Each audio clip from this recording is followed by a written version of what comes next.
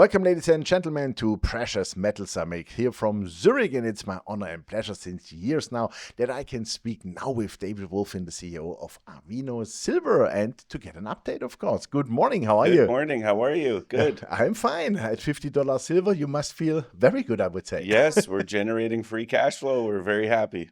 Perfect. You just released your third quarter Yes. numbers. Production decreased a little bit compared to last year, but how are things going?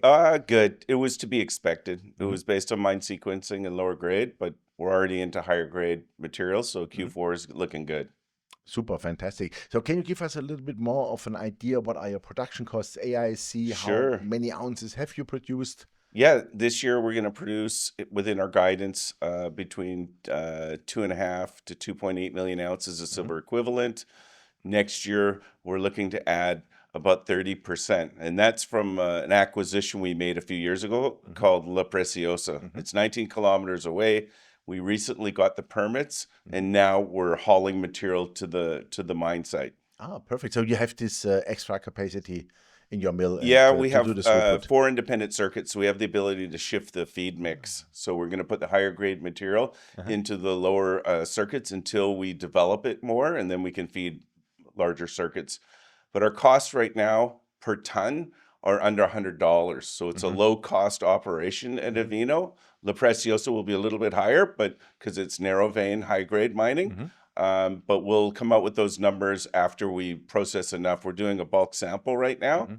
Our ASIC that we put out in Q3 is around $24. So we're making good margin, you know. That's 100% margin today. Exactly.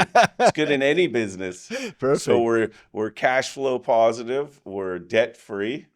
We've got over 60 million US in the bank, and our cash position is growing. We generated about 5 million in free cash flow in Q3. Fantastic. So what you intend to do in 2026 with all that cash? Maybe in the future, a dividend, share buybacks, whatever, to make shareholders happy?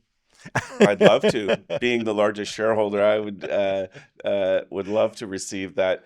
Our current plan is a 5-year plan to go from a junior producer to an intermediate producer, because there's a void there. Since Gatos and Mag and Silvercrest are gone, there's not too many intermediate producers. So we want to get to that 10 million ounce a year level within 5 years. And we plan to do that with our 3 assets. So our tagline is a clear path to transformational growth. It's clear because we own the assets going to drive our growth. It's not opaque through M&A.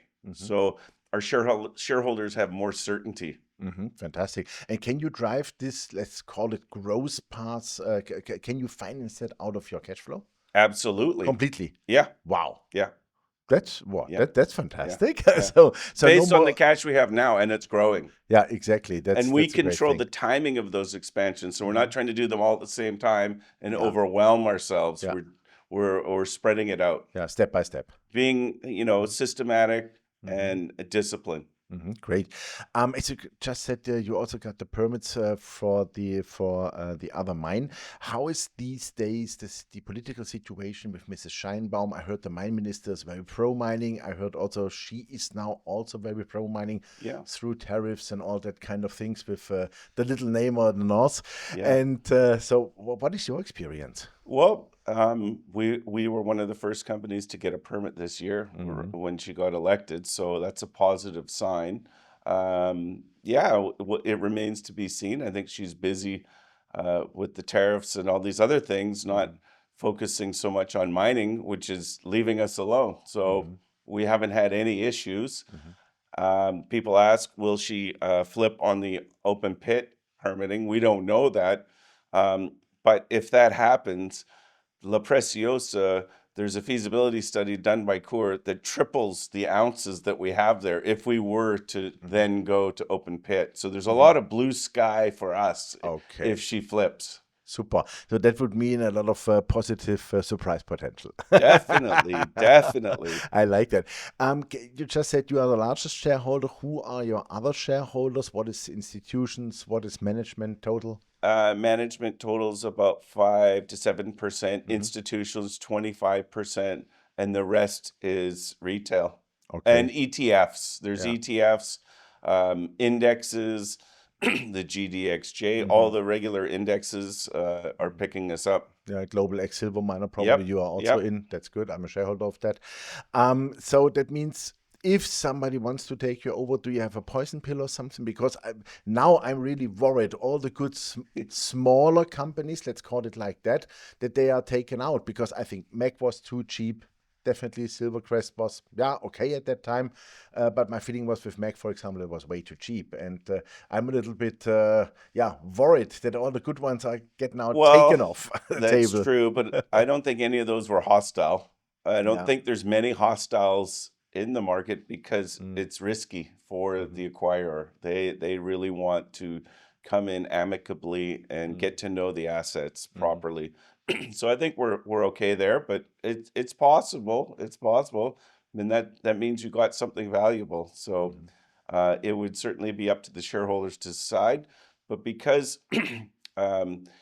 we're de-risking this new asset, La Preciosa, we're being left alone. That's Yeah. right, absolutely. As you are a silver producer, Yeah. what's your prediction for the silver price? I know some CEOs hate that question, but I think it's always to get a little bit of a feeling. I find it interesting. Well, I feel demand is going to drive the price up in the long term, but I'm happy with the current prices, Yeah, me with too, our definitely. margins. So Yeah. let's just leave it there. Okay. I can tell you mine. I said $63 by Christmas. Okay. I love it. Me too. Let's see what happens. We will see that. Super. So I would say things look really good. Last question. Could you also imagine to do maybe some M&A in brownfields or even exploration Well, outside of Mexico? we have a lot of potential on our current assets, so that's what we're planning. Good. We're increasing our exploration budget next year. We'll let everyone know about that. But there's a lot of potential on our current assets, so that's our primary focus.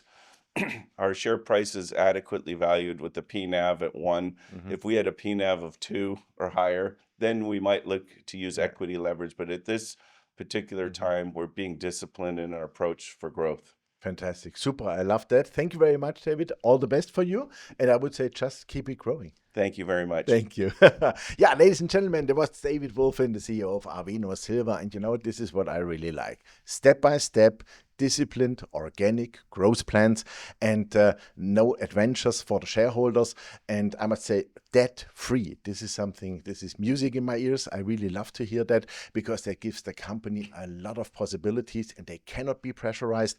And so from that perspective, with 60 million in the bank and a lot of free cash flow, and really profits with a great margin of over And 100%. one more thing, and the number one performing mining stock, one of Exactly. them, we were included in the TSX 30. So we were ranked 5th, the top performing companies in every industry in Canada that are listed there. So we're quite proud of that. So you heard it. Check out that wonderful company. Thanks for watching us, and bye-bye from Zurich from Precious Metal Summit 2025.